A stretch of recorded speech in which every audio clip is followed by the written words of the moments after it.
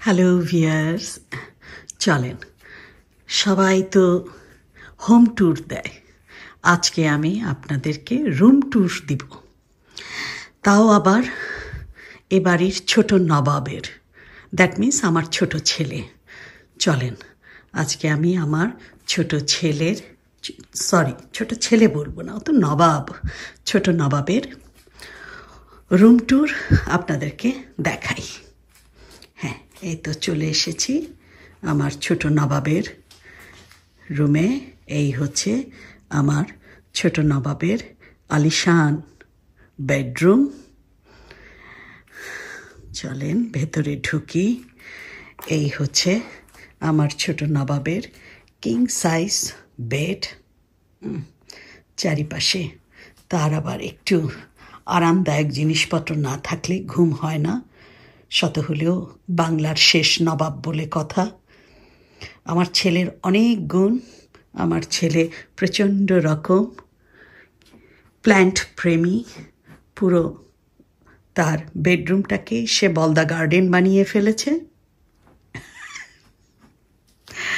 এপাশে আবার আমার ছেলে প্রচণ্ড রকম রোমান্টিক, একদম ভালোবাসায় ভরপুর। এই যে যত গ্রিটিং কার্ড দেখছেন সব তার বার্থডে কার্ড। এগুলো হচ্ছে তার অনেক গার্লফ্রেন্ড, সমস্ত গার্লফ্রেন্ডরা তাকে বার্থডে উইশ করে। কি বলবো, আমার ছেলের গুণের কথা বলে শেষ করার মতো না। আমার ছেলে সর্বগুণে গুণান্বিত। এই যে যত অ্যাওয়ার্ড দেখছেন সব আমার ছেলের অ্যাওয়ার্ড, ছোট নবাবের অ্যাওয়ার্ড। এই হচ্ছে ছোট নবাবের বংশের পরিচয়। আর এই যে ওয়ালে তৈলচিত্রটা দেখতে পাচ্ছেন, এটা আমার ছোট নবাব, আমার ছোট ছেলে নিজে হাতে তার নিজের ছবি এঁকে রেখেছে ঘরের মধ্যে।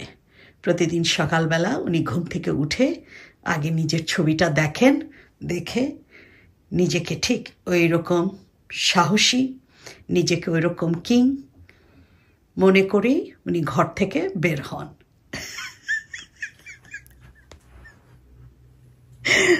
চলেন এবার দেখাই আমার ছোট নবাবের সাজসজ্জার জায়গা। এই হচ্ছে আমার ছোট নবাবের মিরর। এই মিররের সামনে দাঁড়িয়ে আমার ছোট নবাব সব সময় রেডি হন যখন উনি ওনার গার্লফ্রেন্ডদের সঙ্গে ডেটিংয়ে বের হন।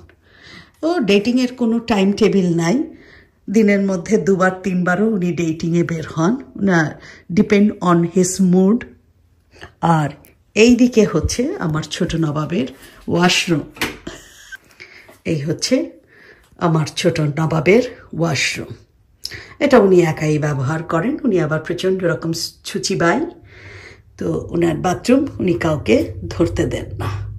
তো ঠিক আছে, এবার চলেন আমার ছোট নবাবের সাথে আপনাদেরকে ইন্ট্রোডিউস করিয়ে দিই। খুব সাবধানে আসেন। আমার ছোট নবাব এখন সুইট ন্যাপ নিচ্ছেন। তার ন্যাপে আবার বিরক্ত করা যায় না। ন্যাপ না নিলে চোখ মুখগুলো ফুলে না, শত হলেও ডেটিংয়ে বের হবে। দেখেন না কি সুন্দর করে ন্যাপ নিচ্ছে, হাত পা ছেগিয়ে দিয়ে আকাশের দিকে তুলে উনি ন্যাপ নিচ্ছে। থাক, ডিস্টার্ব করার দরকার নেই, চলেন আমরা পালাই।